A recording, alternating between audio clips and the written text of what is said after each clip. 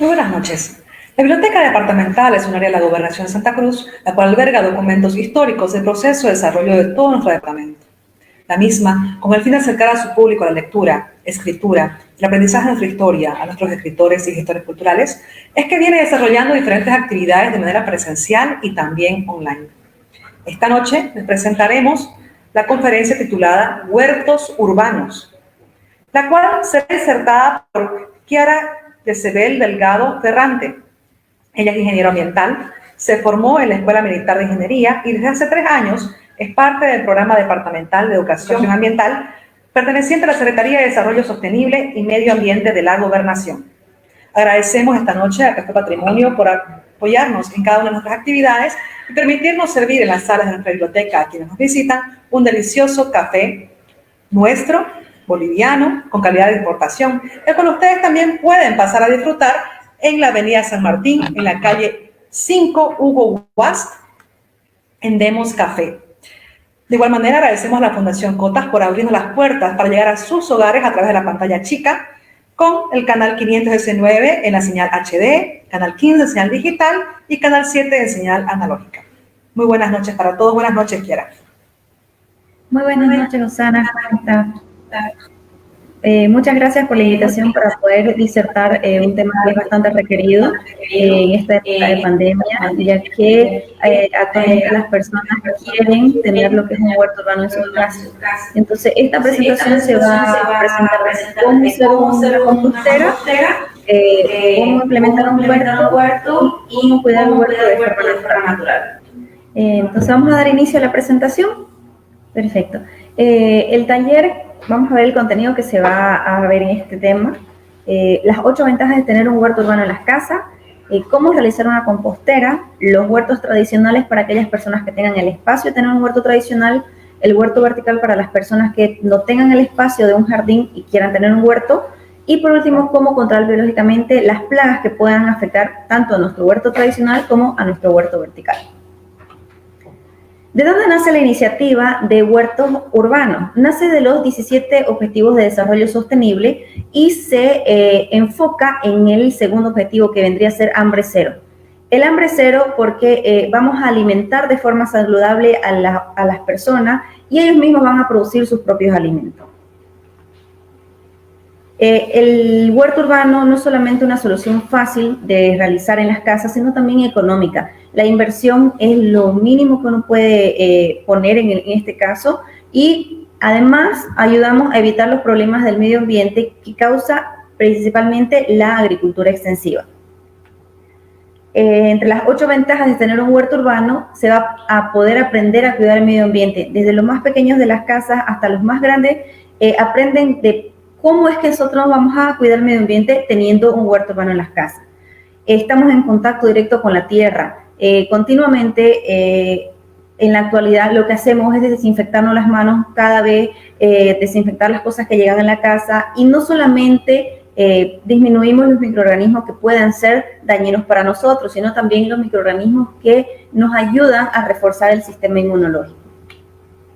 Asumir responsabilidades. Desde el más pequeño va a asumir una responsabilidad, le podemos dar a los más niños lo que es regar las plantitas y así las responsabilidades va a ir creciendo de acuerdo a la edad y a la madurez que tengamos en nuestros miembros de la familia.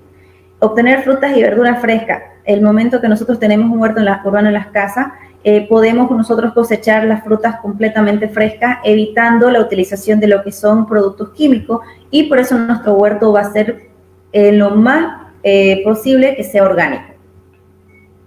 Generar ingresos extras. Si nosotros tenemos un barrio donde cada familia pueda producir distintas especies en sus casas, lo que pueden hacer es o vender el excedente de su producto o en algunos casos puede intercambiar con otros vecinos que tengan otras especies que nosotros no vayamos a tener en las casas.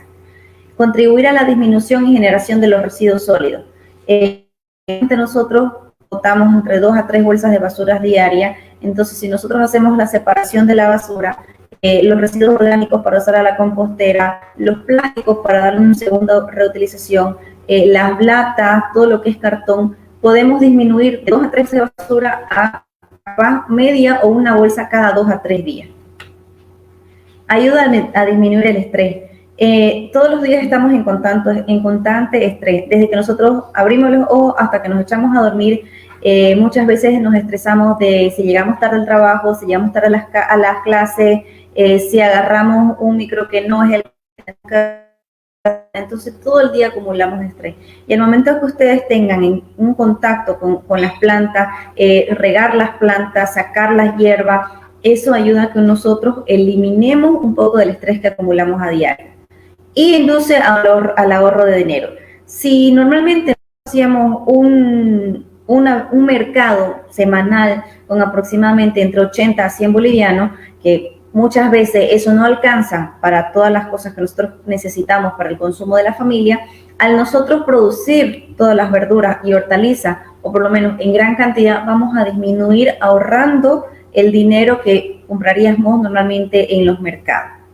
Entonces, a continuación vamos a ver compostar en casa, desde cómo nosotros vamos a realizar una compostera y por qué es bueno tener una compostera en nuestras casas. Vamos a ver qué es el compost, para qué nos sirve el compost, los 10 pasos a seguir básicos para poder realizar la compostera, los insumos extras que nosotros podríamos añadir en caso de que vaya a emitir algún mal olor. Podemos añadir un insumo extra, nos va a ayudar a disminuir esos malos olores. Y cómo es que en sí se elabora el compost dentro de la compostera. ¿Qué es el compost? El compost es un abono orgánico y ecológico para las plantas y que se produce mediante la degradación de los residuos orgánicos de muchos tipos, ¿no? Podemos tener residuos orgánicos de la cocina, podemos utilizar cartón, utilizar papeles que ya no utilicen en las casas, le podemos poner el estiércol de algunos animales, entonces no es necesariamente los residuos orgánicos que vienen de la cocina, ¿no? Pero se basa principalmente en estos residuos orgánicos. ¿Para qué nos sirve el compost? Nos sirve principalmente para aportar los nutrientes que las plantas necesitan.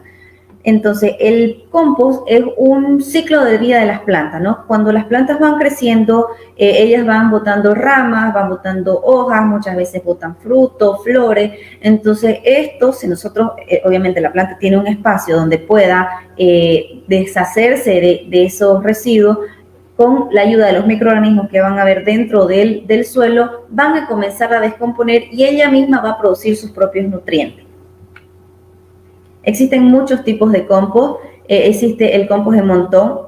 En este caso es para las personas que tengan la extensión que se necesita, es decir, un patio bastante grande y que vayan a ponerle bastante ganas de tener así un compost, porque en el compost de montón se necesita que se controle la humedad, que se controle el calor, que se controle la temperatura, que se controle la ventilación cada cierto tiempo, porque lo tenemos prácticamente a la intemperie. Entonces corremos el riesgo de que si el compost en montón no está cubierto, con una lluvia lave los nutrientes, o se enfríe y nuestros microorganismos puedan bajar el trabajo que ellos normalmente hacen. Tenemos el bokashi o compost japonés, que en este caso se le añade la gallinacia y las chalas de arroz. La chala de arroz ayuda a mejorar la porosidad de este compost y nos ayuda a la ventilación natural. Tenemos el vermicompost, que en este caso puede ser llamado también compost de lombriz, lombricultura, humus de lombriz, tiene bastante nombre, pero en el caso del vermicompost, el agente principal vendría a ser la lombriz, que nos va a ayudar a la descomposición de los residuos orgánicos.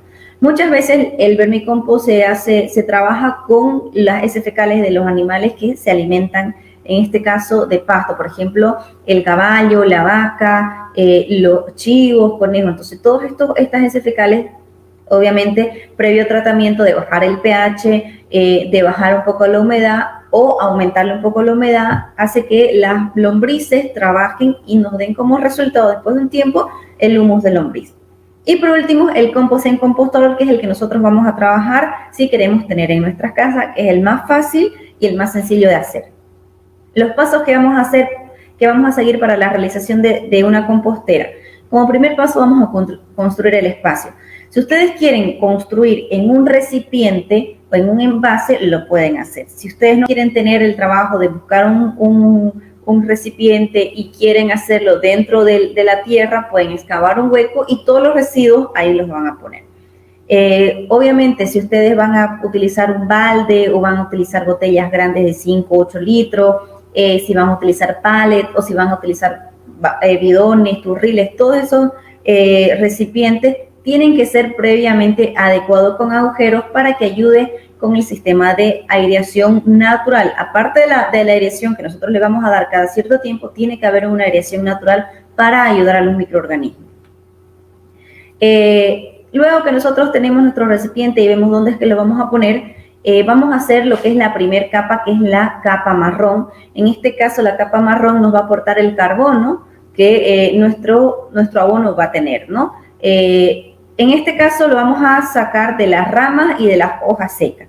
Y esto nos va a ayudar también a la ventilación natural del compost. Si nosotros tenemos una compostera de aproximadamente 1 metro cuadrado, vamos a poner 25 centímetros de este tipo de capa, ¿no? Que vendría a ser las ramas y las hojas secas.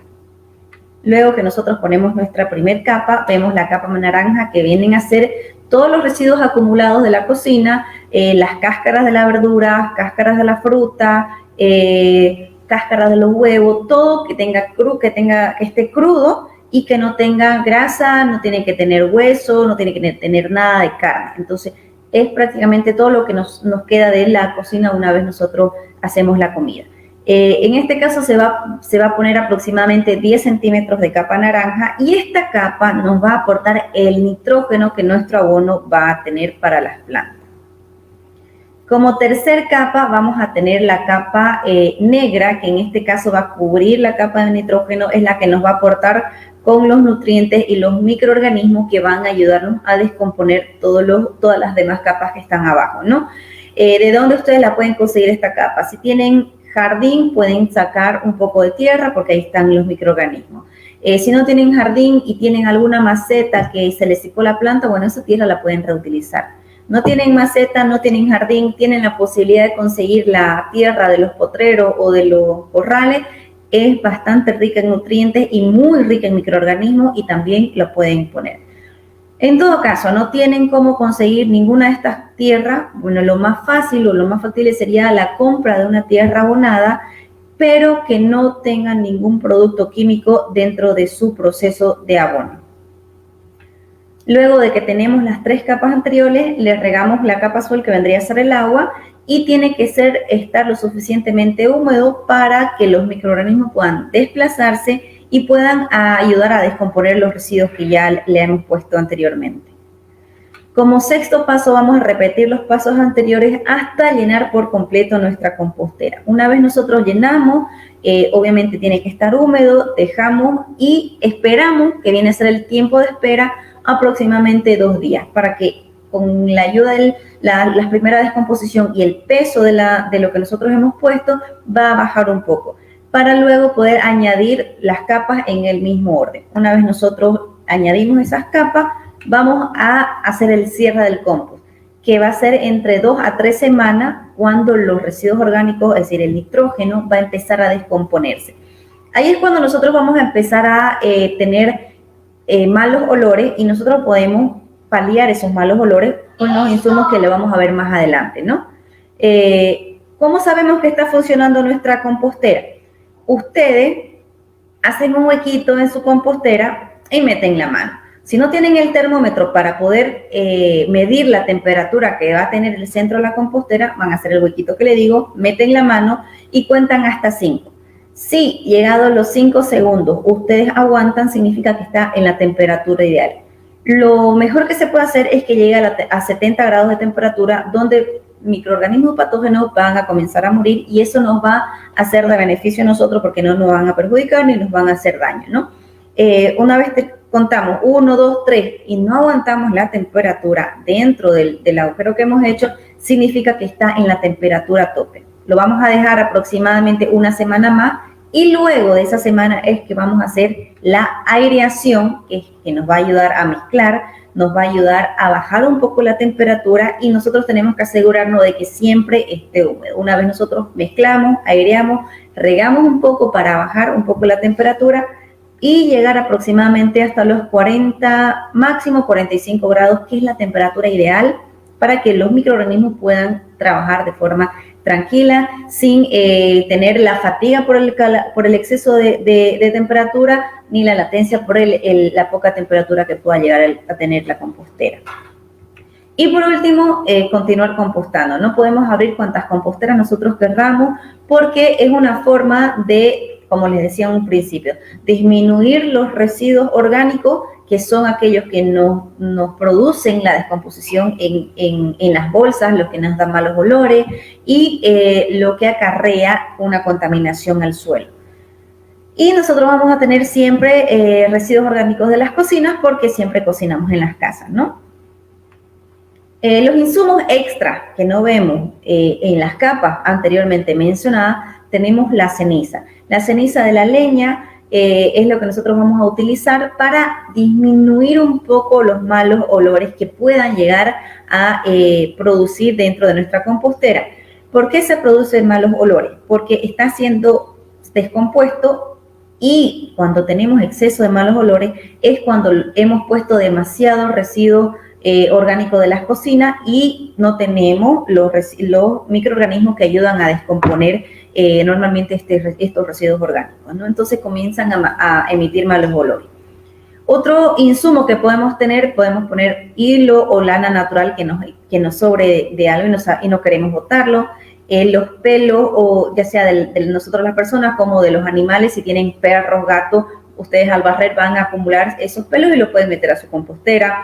Las hojas frescas, las hojas secas, el estiércol de algunos animales, como les decía, principalmente aquellos que se alimentan de pasto o los animales rumiantes que vendrían a ser, ¿no? La paja y el heno, que nos va a ayudar también a lo que es la aireación dentro de nuestra compostera. Bueno, los alimentos o los residuos de las cocinas, las bolsas de té, las borras de café, cuando ustedes tererean o toman mate, ese mate también lo pueden meter en su compostera. Y por último, el papel y el cartón.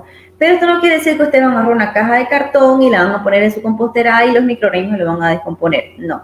Ustedes tienen que acondicionar todos los insumos que ustedes vayan a poner en su compostera. En este caso del cartón, tienen que humedecerlo y desmenuzarlo lo más pequeño posible para que los microorganismos puedan descomponer de mucho más fácil este tipo de insumos.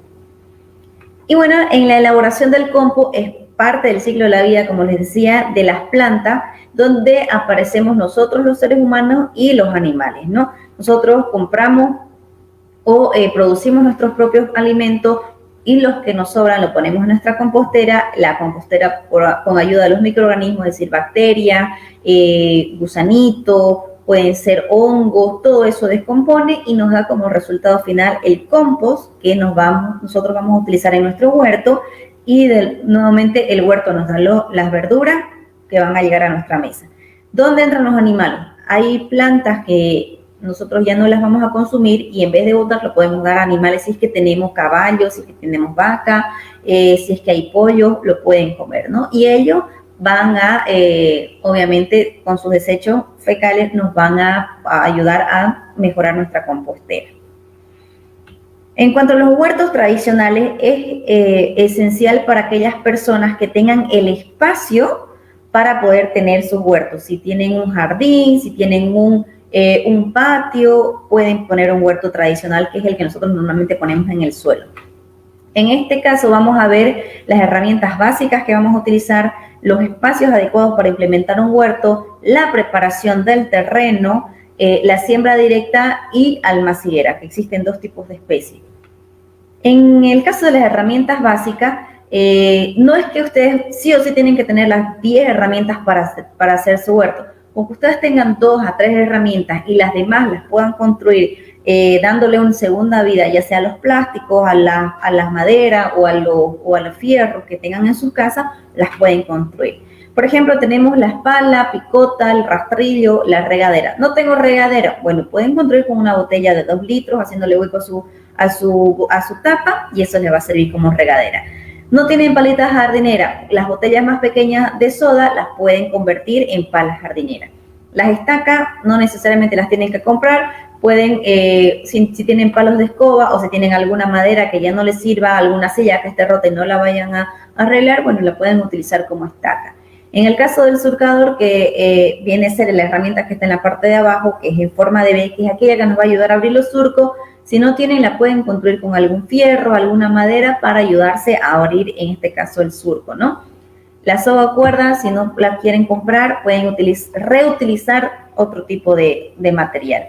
El azadón y el machete que nos va a servir para lo que es la limpieza del lugar donde vamos a poner nuestro huerto. Con los espacios adecuados para implementar un huerto tenemos que tener mucho cuidado porque tienen que tener un suelo con una buena fertilidad. Si ustedes no tienen un suelo con buena fertilidad, aquí entra el resultado de nuestra compostera, que es el compost, para poder darle la fertilidad al suelo, para darle los nutrientes al suelo y nosotros poder tener un huerto bonito y un huerto que nos dé productos buenos. Mientras el suelo sea de café marrón, como le llaman el café más oscuro, o tierra negra, que también lo llaman, es un suelo bastante fértil y bastante rico en nutrientes. Los suelos que son tirados más a color arena, color cobre o rojizo, son suelos que son muy pobres en nutrientes, pero que nosotros los podemos rehacer, por así decirlo, para poder utilizar en nuestro huerto.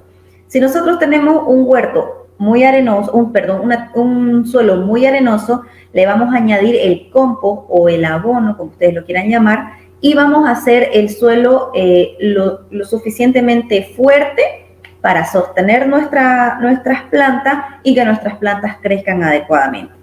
Y si nosotros tenemos un suelo muy gredoso, le vamos a poner arena y abono para lo mismo, tenga la fuerza de poder sostener la planta y la planta pueda crecer. Más adelante les voy a explicar por qué estos dos extremos no son buenos para, en este caso, nuestro huerto. Tiene que ser un lugar protegido de animales. Los gatitos utilizan cualquier tierra que pillan para hacer sus necesidades. Los perros, para muchas veces, ya sea porque les hace calor, porque quieren ocultar su hueso, entonces pueden lastimar nuestro huerto. Si tenemos gallinas, si tenemos pollo, ellos se comen los primeros brotes de nuestro huerto, entonces nos vamos a perjudicar si no lo protegemos adecuadamente. Debe ser un suelo que permita el escurrimiento del agua. A esto me refería. Cuando tenemos un suelo muy arenoso y nosotros regamos, el agua entra y la planta no absorbe la cantidad que necesita.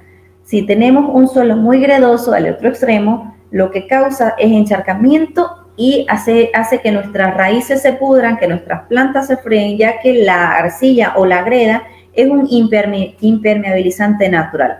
Entonces, los dos extremos no son buenos, ¿no? Entonces, lo que vamos a tratar es neutralizar.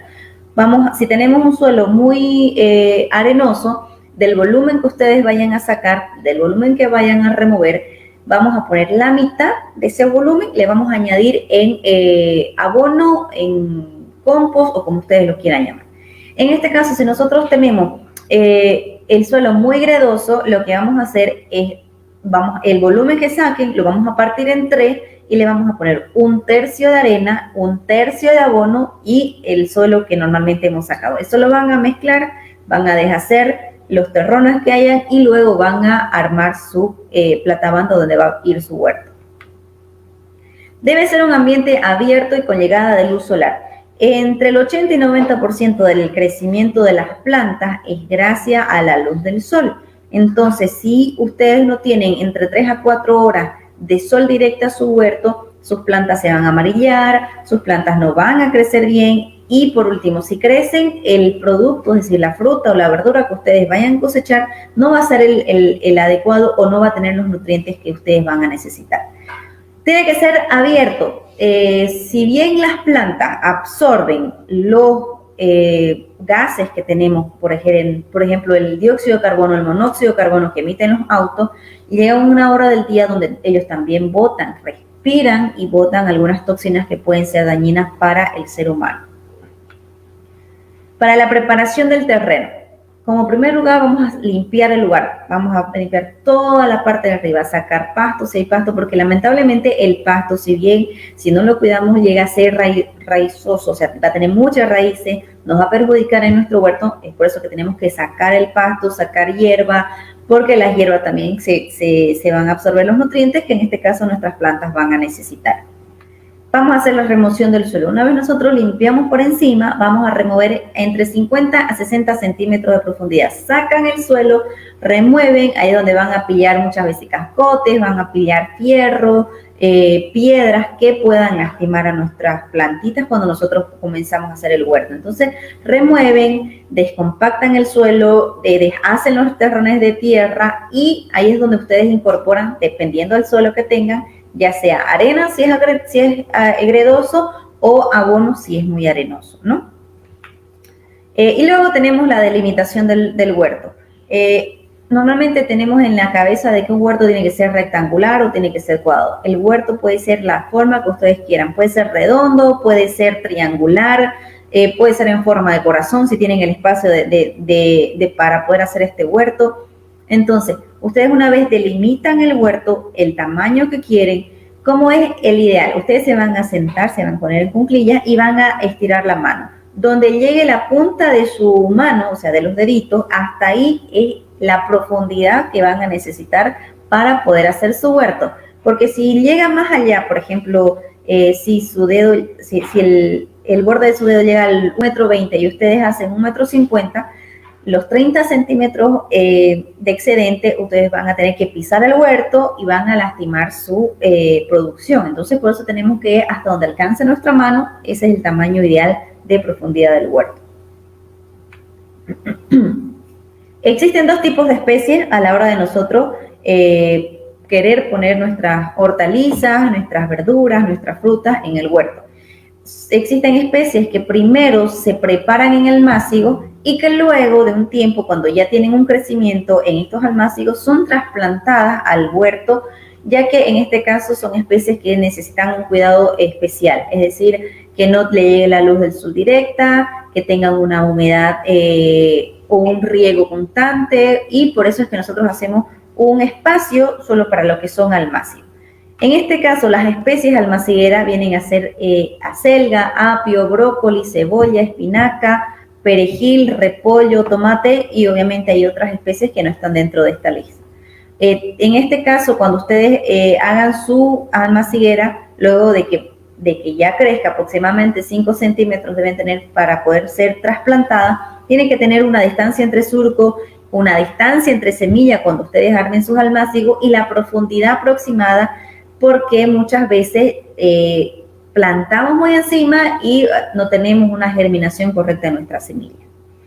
Luego tenemos la siembra directa, que son especies que se siembran directamente en el suelo y que ese es su lugar definitivo.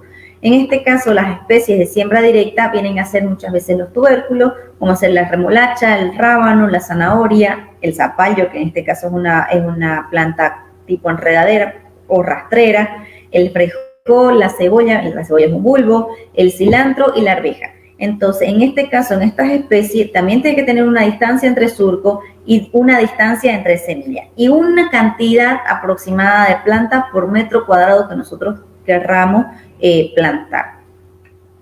Para el tema de huertos verticales. En el caso de huertos verticales es para aquellas personas que no tengan el espacio, no tengan un jardín, no tengan un patio y quieran tener un huerto. Y en el caso del huerto vertical lo ponemos en una pared. El contenido de este tema es que es un huerto vertical. ¿Cuáles son los aspectos a tomar en cuenta que nosotros tenemos que ver? Los materiales que vamos a utilizar, los pasos a seguir para poder realizar nuestro huerto vertical y las recomendaciones, tanto para nuestro huerto tradicional como para nuestro huerto vertical. ¿Qué es un huerto vertical? Para muchos es un término que muy pocos conocen porque no se tiene en la cabeza de tener un huerto vertical. Nosotros cuando hablamos de huerto, tenemos que tener un espacio, un patio, un jardín. En este caso, el huerto vertical es para las personas que no tienen ese espacio, ¿no? Es un sistema que permite cultivar en una estructura vertical de pared. Es decir, ustedes arman su estructura, la ponen en su pared y ahí pueden cultivar distintas especies que ustedes quieran, ¿no? Los aspectos a tomar en cuenta. La elección de especies. Pueden ser verduras, pueden ser hortalizas, pueden ser plantas aromáticas, medicinales, de acuerdo al gusto que ustedes quieran. Los tipos de contenedores pueden ser macetas, si ustedes quieren tener un huerto vertical en maceta lo pueden tener. Sacos de tela, ahí también entra una reutilización. Si ustedes tienen los zapateros que antes ponían en las paredes o en las puertas, lo pueden reutilizar si ustedes quieren, o pueden armar los sacos de tela. También podemos reutilizar los pallets, en caso de que tengamos en nuestras casas pallets, le estemos dando uso, bueno, pueden utilizar los pallets. Y por último, las botellas, que es lo que yo les traigo para que ustedes puedan armar su huerto vertical. No pueden armar con canastas, pueden armar con botellas, bidones, no es necesariamente una botella de 2, 3 litros, pueden armar de acuerdo a lo que ustedes tengan disponible de material. En caso de la espacio y profundidad, esto va a depender de cada especie que nosotros vayamos a poner en nuestro huerto vertical. Los materiales a utilizar: botellas de plástico vacías y limpias, porque si tienen la soda ahí vamos a perjudicar en el desarrollo de nuestro huerto, ¿no? Tijeras para hacer el corte, la cuerda para poder armar nuestra estructura, las arandelas que nos van a ayudar a fijar nuestras botellas, los ganchos, que en este caso una vez nosotros tengamos armada la estructura nos va a ayudar a fijar a la pared, la tierra preferiblemente con, en este caso, el compost que vamos a sacar de nuestra compostera, y la semilla o plantines ecológicos, ¿no? Los pasos a seguir son los siguientes. Ustedes van a poner su botella en forma horizontal y van a hacer un corte por donde está la línea roja. Entonces, ustedes cortan esa parte, hacen los agujeros a los lados, que vendría a ser donde va a pasar la cuerda, y hacen debajo pequeños agujeros para ayudar al drenaje del agua cuando hagamos el riego. En el paso número 1, como les decía, cortan en el centro. Es el lugar donde está con color amarillo, eso es lo que nosotros vamos a cortar. Es por donde nosotros vamos a rellenar con la tierra, y ahí también le vamos a poner nuestras semillas o nuestros plantines. Como paso número 2, vamos a hacer perforaciones tanto arriba como abajo, y vamos a primero agarrar la cuerda, hacemos un nudo bien fuerte, pasamos la arandela y luego de abajo hacia arriba vamos a pasar la cuerda. Una vez llegamos arriba, volvemos a meter una arandela, volvemos a hacer el nudo, y esto nos va a ayudar a tener una mejor sostenibilidad al momento de poner la estructura en nuestra pared. Obviamente no se van a olvidar de hacer los agujeros en la parte de abajo para el drenaje del agua, ¿no? Y este paso lo vamos a repetir con un máximo de 5 botellas, porque no se olviden que estas botellas van a estar con tierra y esto va a ser pesado, y si le damos mucho peso a la estructura, puede que no nos aguante o que nuestras botellas se arqueen lastimando nuestras plantas. El cuarto paso es llenar las botellas con la tierra, y por último, ya sea poner la semilla o poner los almácigos que nosotros hayamos preparado anteriormente.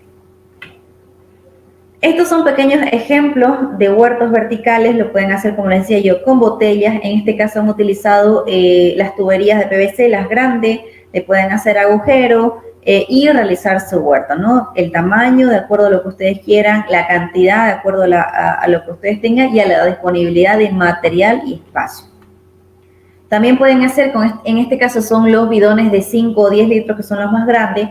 En este caso tiene un sistema de riego bastante particular, que no le sacan la tapita, lo que hacen, le adaptan una manguera. Entonces, cuando ustedes riegan en la parte de arriba, luego de que absorbe la planta, humedece, el excedente de agua pasa a la línea de abajo, haciendo el riego continuo, ¿no? Entonces, aquí no van a regar más que en la primera línea para que pueda pasar a las demás líneas de abajo. Tenemos, como les decía anteriormente, con macetas, pueden ser con macetas de plástico, con macetas de cerámica, de barro, puede ser con macetas como normalmente las chiquititas, grandes, las largas. Bueno, eso depende a la imaginación de cada uno de ustedes. Y este vendría a ser un ejemplo aproximado de cómo quedaría nuestra pared si es que queremos tener un huerto vertical. Si ustedes le ponen las ganas y quieren tener toda una pared de, no sé, pues 5 metros, pueden llenarla de botellas, obviamente haciendo la estructura, poniendo las pinzas, los ganchos donde ustedes van a poner su estructura del huerto vertical. Para las recomendaciones, la eliminación de maleza. La eliminación tiene que ser constante. Mejor si es cada vez que ustedes riegan, están viendo si aparece una nueva hierba, si aparece una nueva maleza, ¿no? El riego debe ser cuando esté atardeciendo o en el amanecer. ¿Por qué? Porque si está en el amanecer, la tierra donde esté su huerto va a estar fresca y va a absorber mejor el agua. En el caso de querer regar a la hora del atardecer, tenemos que tomar en cuenta que haya bajado por completo el sol y que la tierra no esté caliente, porque si nosotros echamos agua a la tierra caliente podemos dañar nuestras plantitas. El tutoraje en este caso es para plantas que necesitan un refuerzo a su estructura. Un ejemplo, el tomate. El fruto del tomate es muy pesado y llega a lastimar el tallo o llega a lastimar las ramas por el peso. Entonces nosotros le hacemos un tutoraje, le ponemos palos para que la estructura de la planta pueda crecer reforzada y le ponemos algunas pititas o algún alambre donde el peso del fruto pueda descansar en ese tipo de estructura. El aporque es una labor que se hace cuando ustedes ya tienen crecimiento su planta. En este caso muchas veces pasa con el tubérculo, no plantamos la semilla a la profundidad adecuada y el tubérculo comienza a sobresalir. Entonces eso puede dañar el crecimiento de nuestra planta. ¿Qué hacemos? Agarramos la tierra de alrededor de nuestra plantita y cubrimos hasta llegar a cubrir cierta parte del tallo. Entonces le damos un poquito más de tiempo a la planta para que se pueda desarrollar. La asociación de cultivo. ¿Por qué se recomienda asociar cultivo? Si nosotros plantamos todo el año en la misma hilera lechuga, por ejemplo, entonces va a llegar un momento en que esa tierra va a ser absorbida los nutrientes que la lechuga va a hacer. Entonces, llegado al finalizar el año, nuestras lechugas ya no van a ser bonitas, no van a ser grandes y podemos empobrecer el suelo. Entonces, se recomienda asociar cultivos, es decir, una hilera de lechuga, podemos ahí meterle plantas aromáticas. Les voy a explicar el por qué. Las plantas aromáticas nos van a ayudar con las plagas, otra de tomate, otra de quiriquiña. Entonces vamos a intercalar nuestro cultivo. Esto nos va a ayudar a que el suelo no se empobrezca y con esto entra la rotación de cultivo. Entonces, si nuestro primer huerto ponemos lechuga, quiriquiña, tomate, albahaca, cuando nosotros cosechemos y querramos hacer un segundo huerto, en vez de poner lechuga le vamos a poner rábano, en vez de poner quiriquiña le vamos a poner una margarita o una manzanilla, entonces para poder atraer a los animalitos, a los insectos beneficiosos. En vez de tomate le vamos a poner zanahoria. Entonces tenemos que intercalar y rotar para que nuestro suelo no se empobrezca y para que nuestro huerto siempre esté rico y nuestro huerto siempre nos dé como resultado frutas y verduras bastante suculentas. En las alternativas de control biológico, para evitar la utilización de plaguicidas, es donde nosotros utilizamos el control biológico, ¿no? Tratar lo máximo de ser un huerto orgánico, evitar lo que son la utilización de plaguicida, de insecticida, de herbicida o en algunos casos de nutrir el suelo con productos químicos. En este caso vamos a ver los tipos de plagas que nosotros tenemos y los daños que estas plagas causan, lo que son las plaguicidas, los tipos de plaguicidas, qué es el control biológico, los tipos de trampas que nosotros podemos poner en nuestro huerto, las plantas que nos van a ayudar a controlar las plagas en el huerto y los insectos beneficiosos en el huerto. Existen dos tipos de daños que las plagas nos hacen. El daño directo, que es cuando la plaga daña el órgano de la planta, que en este caso nosotros vamos a cosechar.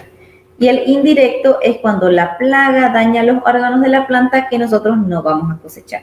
Un ejemplo del tomate. Si la plaga daña el fruto, ese es un daño directo, porque nosotros consumimos y cosechamos el fruto. Si daña el tallo o la hoja, es un indirecto, porque eso es lo que nosotros no consumimos ni cosechamos.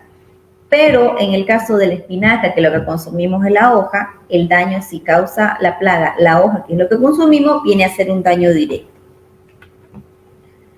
¿Qué son los plaguicidas? es cualquier sustancia destinada para prevenir, destruir, atraer, repeler o combatir cualquier plaga que nosotros tengamos. Existen dos tipos de plaguicidas, los plaguicidas químicos y los plaguicidas orgánicos. En el caso de los plaguicidas químicos, nosotros vamos a una agroforestal, a una agroveterinaria o donde vendan este tipo de productos. Y se caracterizan por tener una clasificación.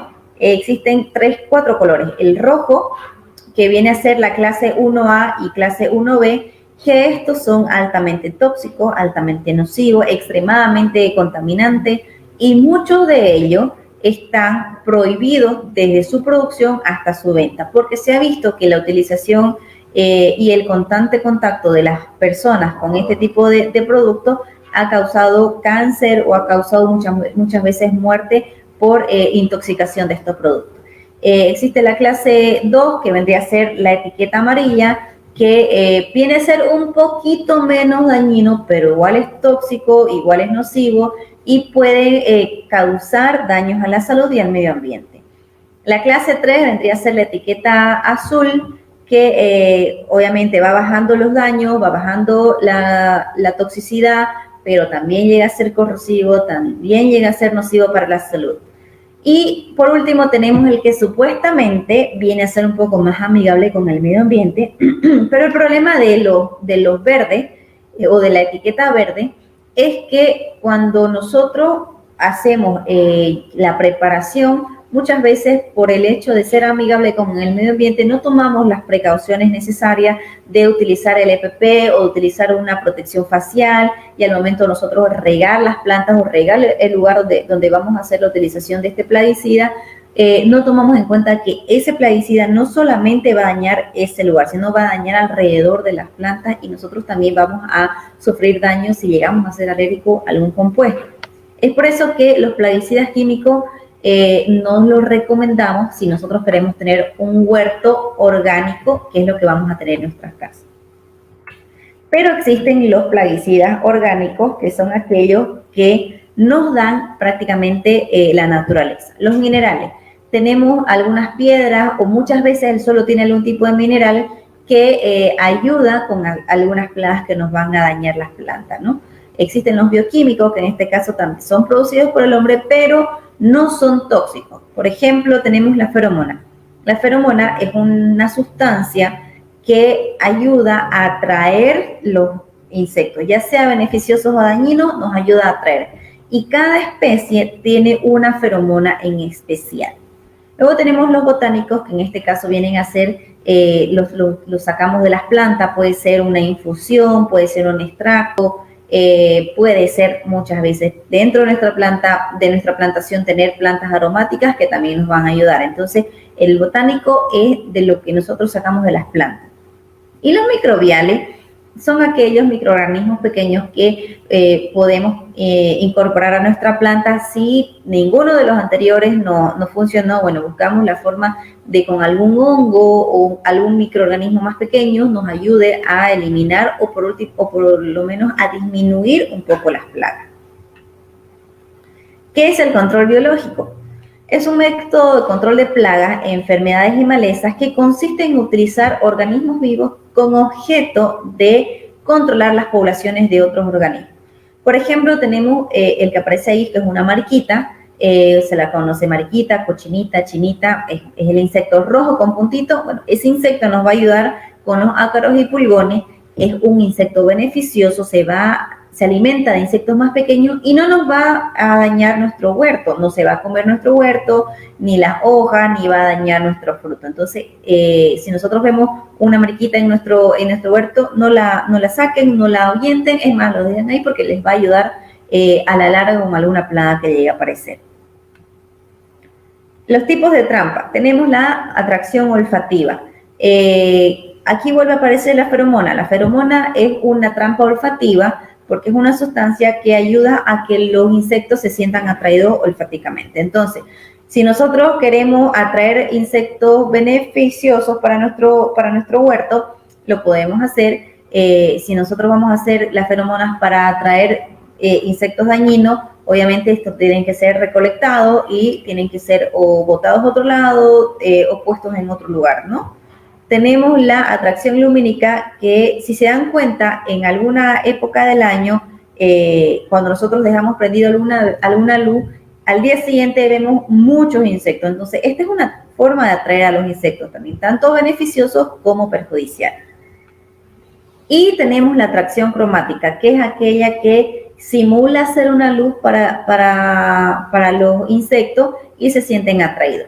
En este caso se hace la utilización de color amarillo y pueden poner una lona, pueden poner un plástico, pueden poner una cartulina forrada con diurex. Bueno, eso depende de la imaginación.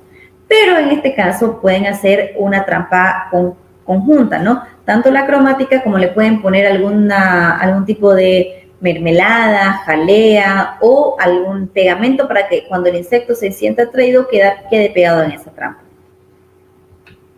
Luego tenemos lo que son los purines. En este caso, el purín de ortiga, que es el más conocido y el más utilizado porque tiene 3 características principales. Sirve como fertilizante de crecimiento si es que se le pulveriza en las hojas, ya que tiene un gran contenido de nitrógeno. Sirve como repelente de ácaros, que en este caso vendrían a ser los huevitos de la araña roja, o como amortiguador también de los daños que esta araña roja haya hecho en nuestro huerto. Los caracoles y babosas, que si bien son inofensivos, este tipo de plaga llega a comerse las hojas y bueno, nos van a perjudicar. Entonces, ¿cómo nosotros podemos recolectar o en nuestro caso repeler este tipo de plaga? Podemos poner alrededor de nuestro huerto sal, ceniza, rociar con café, ya sea la borra de café o en sí armar un café y regar alrededor. Y la infusión de ajo también, eso nos va a ayudar para no solo esta plaga, para otras plagas en adelante, ¿no? Y bueno, si son los caracoles muy grandes y quieren recolectarlo, no los quieren matar, no los quieren deshacer y quieren buscarle otro lugar donde puedan vivir, bueno, pueden poner pequeños recipientes dentro de su huerto donde el caracol se aloja y ustedes le pueden buscar otro lugar.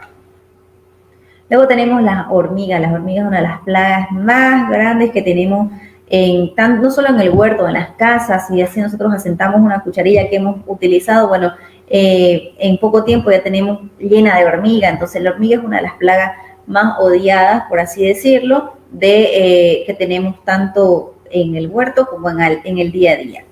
Pero ¿cómo podemos lidiar este tipo de plaga? Podemos hacer la infusión de ruda. Al ser un olor amargo y la ruda al ser amargo, hace que las hormigas se sientan repelidas por este tipo de infusión. Podemos rociar con levadura, podemos rociar con canela en polvo o producir canela dentro de nuestro huerto, las borras de café igual alrededor del huerto, el zumo de limón, sobre todo cerca de los hormigueros, ¿no? Para que las hormigas no se sientan atraídas y ellas puedan irse a otro lado. Los frutos del paraíso, si bien es una de las plantas claves que últimamente se ha conocido por su característica principal del coronavirus, en este caso el fruto nos va a ayudar para la hormiga. Los tajetes, que vienen a ser esa flor amarilla bien pomposa, pueden hacer infusión, pueden inclusive cultivar dentro de su huerto y ese también les va a ayudar con las hormigas. La vaselina es para aquellas plantas que tengan unas plantas son más atrayentes que otras. Entonces, cuando ustedes ven una planta que ha sido atacada más que otra, pueden poner la vaselina en la base o en el tallo cerca del suelo. Entonces, las hormigas no van a poder subir ni van a poder cortar las hojitas. Y por último, vuelve a aparecer la infusión de ajo, ¿no? La infusión de ajo, ustedes hacen hervir el ajo o lo pueden picar bien chiquitito con agua y ese concentrado rocían sus plantas, ya sea en las hojas o donde vean ustedes que hay el caminito de hormiga. Los chanchitos de tierra, si bien no son perjudiciales cuando superan una cantidad de aproximadamente 30 a 40 miembros en su población, es cuando llega a ser perjudicial en nuestro huerto, no porque se coman ¿cómo se llaman? Las plantas, sino porque llegan a hacer agujeros y llegan a lastimar nuestras raíces o llegan a lastimar nuestras plantas cuando ellos se mueven. Entonces, una forma de poder capturar estos chanchitos que nos van a servir en nuestra compostera es conseguir un recipiente negro y flor de lavanda. Ustedes ponen el recipiente, ponen dentro del recipiente negro unas cuantas flores de lavanda y luego de un tiempo, aproximadamente unas 2 horas, ustedes van a poder recolectar los chanchitos de tierra porque se sienten atraídos por el olor relajante de la lavanda. Las plantas que nosotros vamos a tener o que podemos tener o incorporar en nuestro huerto y que nos van a ayudar a controlar las plagas, aparece la albahaca. La albahaca es una planta que con el roce del viento emite un olor tan agradable para nosotros que es desagradable para algunos insectos, como decir la mosca, mosquito y muchos insectos en general. La manzanilla también atrae insectos benéficos como por ejemplo las mariposas, las abejas que nos ayudan a polinizar y nos ayuda como insecticida de los pulgones, ¿no? Ustedes hacen su infusión de manzanilla, ven que alguna planta tenga pulgón y la rocían. Tenemos el romero, que si bien también es una planta que puede ser utilizada para dentro de la cocina, nos va a ayudar a atacar las plagas que dañen los repollos y la zanahoria y al mismo tiempo también atraen a las abejas por sus flores que tienen bastante bonitas y llamativas por el olor. Tenemos el orégano, que en este caso no es el orégano chiquitito que nosotros normalmente utilizamos en la pizza o en la sopa, ¿verdad? En este caso es el orégano mucho más grande, su hoja es más rugosa, es más gruesa y es bastante fragancioso. En este caso, el orégano nos va a ayudar contra los hongos y diversos insectos que vayamos a tener en nuestro huerto. Ya sea haciendo un purín, una infusión o muchas veces cultivando dentro de nuestro huerto. Luego tenemos la ruda. Si bien le decía, la ruda es una planta que de por sí tiene un olor amargo, nos va a ayudar a repeler a las moscas y mosquitos y al mismo tiempo los pulgones. Y también nos van a ayudar a atraer los insectos, por ejemplo, las mariposas y las abejas, porque tienen bastantes flores muy llamativas. Y por último tenemos la infusión de tabaco. No vamos a utilizar los cigarros que podemos comprar en las ventas, ¿no? En este caso es el tabaco natural, que nos va a ayudar a combatir desde los pulgones, las cochinillas, la araña roja, hasta los chanchitos de tierra que llegan a ser perjudicial cuando su población aumenta. ¿Cómo vamos a hacer la infusión de tabaco? Ustedes se van a los mercados, consiguen el tabaco natural, hacen hervir ese tabaco dentro del agua y ese concentrado es lo que ustedes van a rociar a sus plantas. Recomendación: una vez ustedes rocíen sus plantas con tabaco, tiene que pasar aproximadamente 5 días para que ustedes puedan cosechar si es que está cerca en la época de cosecha. ¿Por qué? Porque su activo principal del tabaco es la nicotina y llega a ser dañino para nosotros si la llegamos a consumir dentro de los 5 días después de la pulverizada de nuestras plantas, ¿no? Los insectos beneficiosos, tenemos a la mariquita, que vuelve a aparecer, que es el principal depredador de los pulgones y ácaros, que son los insectos más chiquititos que pueden aparecer en nuestro huerto, ¿no? Si ustedes no tienen mariquita y quieren atraer, pueden conseguir una feromona que atraiga este tipo de insectos. Luego tenemos el ciempié, que es un depredador por excelencia de insectos dañinos, es decir, ellos sí saben cuáles son los insectos dañinos para nuestras plantas y se los comen. Pero en este caso hay que tener un poquito de cuidado porque existen 2 tipos de ciempié. El que es venenoso, que es el que tenemos a mano derecha, que nosotros podemos diferenciar por unos aguijones que tiene en la colita, y el que no es venenoso, que es más parecido al quema-quema, que es el que nosotros lo conocemos, ¿no? En este caso, el ciempié también nos va a ayudar a la descomposición de algunos residuos orgánicos, ¿no? Entonces, no es que ustedes lo van a agarrar y lo van a picar. Obviamente hay que tener un poco de cuidado cuando aparecen insectos que no conocemos en nuestro huerto. Luego tenemos la mantis religiosa, que en este caso, a comparación del ciempié, ella no discrimina si es beneficioso, si es perjudicial. Ella se come los insectos que pilla en su huerto. Entonces, ese es lo único en contra que tiene este insecto, ¿no? Que no solamente se alimenta de insectos dañinos para nuestro huerto, sino que también se come los insectos beneficiosos. Tenemos la avispa. La avispa es una de las principales consumidoras de la larva de los insectos dañinos. En este caso hay que tener un poquito de cuidado con la avispa porque no es como la abeja que pica una vez y se acabó, la abeja ahí muere con una picada. En este caso la avispa puede picar varias veces y si uno es alérgico a esta picada puede llegar a tener efectos secundarios por la picada, ¿no? Entonces, en el caso de la avispa, si no la molestamos, obviamente ningún insecto nos va a atacar si nosotros no los molestamos. Si nosotros molestamos a los insectos, a los animales, ellos se van a sentir atacados y es cuando ellos nos van a atacar a nosotros para defenderse. Entonces, si ustedes ven una avispa dentro o cerca de su huerto, déjenla, no la molesten ni las ahuyenten porque es muy, muy beneficioso para nuestro huerto. Y por último tenemos a la crisota verde, que es un destructor número 1 de la mosca blanca.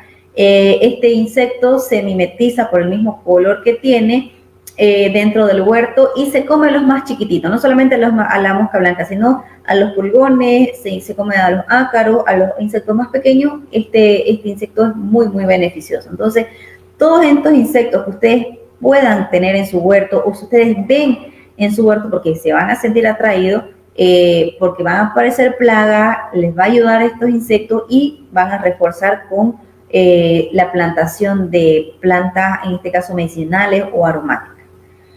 Y eso sería todo lo que tengo para poder darles un poquito de un pequeño pantallazo si ustedes quieren tener un huerto en sus casas. Bueno, la verdad que ha sido una charla. Yo he quedado con tanta información en la cabeza, dando vueltas todavía ahí y viendo todos los errores que cometimos con mi familia cuando hicimos el intento de tener una huerta familiar en casa. Ya empecé a buscar ya abono de compost de caballo, porque creo que mi tierra no está muy fértil, que digamos, entonces no tuvimos muy buena producción. Te agradecemos, Kiara, la verdad que para las personas que deseen, entiendo que a veces es mucha información y bueno, a veces uno está tomando todos los apuntes en ese momento. La conferencia queda grabada y pueden volver a verla, lo que están viéndonos a través de la tele, en el Facebook, tanto en la Biblioteca Departamental como también en el Facebook de Fundación Cotas. Vamos a colocar en pantalla el @biblioteca SCZ, que es el de la Biblioteca Departamental, y el @Fundación Cotas, Cotas todo con mayúscula, para que puedan las personas que deseen repetir en sus hogares la conferencia las veces que necesiten para ir anotando todos esos detalles tan importantes que son para tener, como decía Kiara, una producción buena con plantas que realmente, con frutos y productos que realmente tengan, ¿no? Los nutrientes necesarios para nosotros y que nos den un buen resultado, ¿no?